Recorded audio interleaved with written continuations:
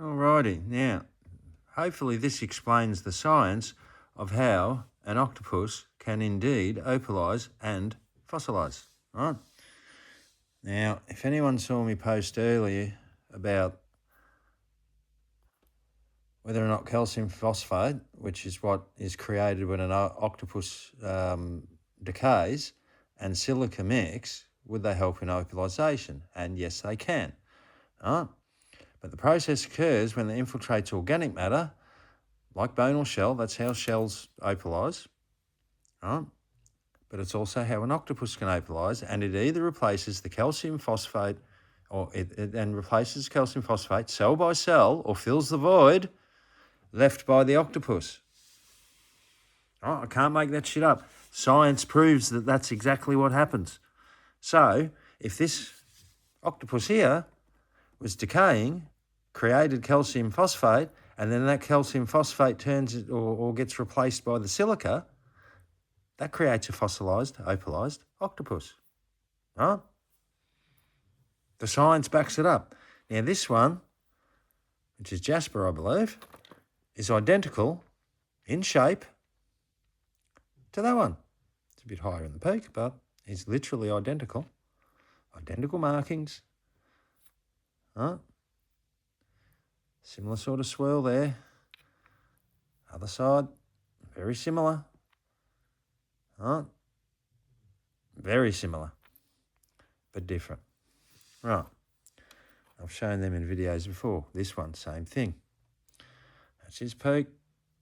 You can clearly see the tentacles on the stone. Well, it's not as clear in that one. But even this one here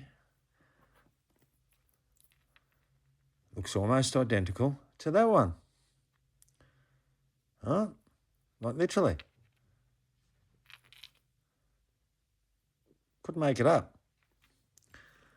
Right, so that being said, if jasper also has silica in it and calcium, then would that not suggest that jasper can also fill the same void that an octopus deteriorates in? Yes, it can. Of course it can. Like this opal here. Yeah, pretty colours, but if you look at the pattern in the colour, you can clearly see, especially in that blue and the green, a tentacular pattern. And that's the same shape. Oh, funny enough, that's nearly the exact same bloody shape. Now, how can that be? Because that's an octopus, which clearly shows on the back as well, tentacular patterns. Huh? No different to this one. Same thing. He's a little flatter, but he shows, especially on the base, right there at the front.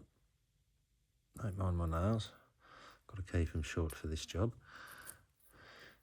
Shows tentacular pattern. Oh, look, same thing. Go around the outer edge, you can see the tentacles. There's tentacles running through there. And you go on the base, and you can clearly see the tentacular pattern.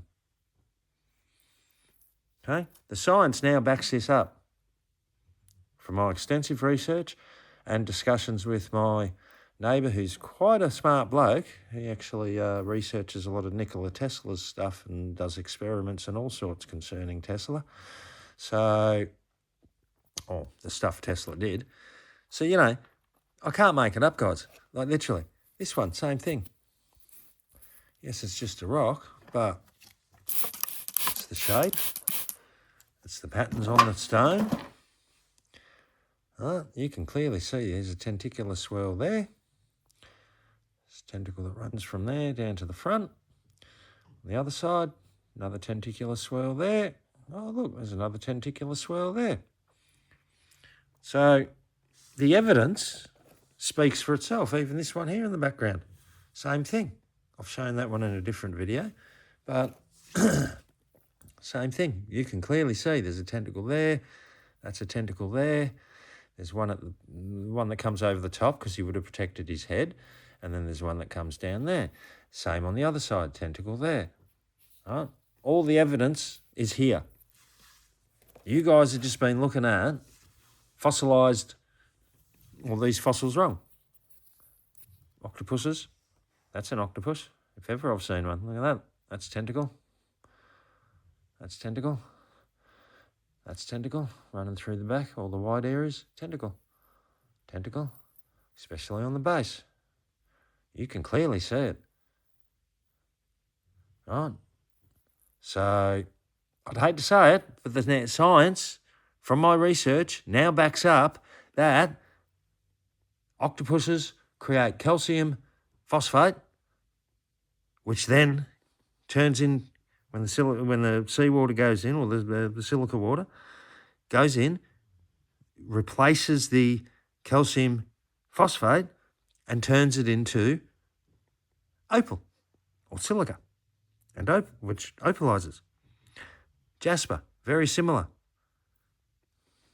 So, like, literally, I couldn't make it up. All right.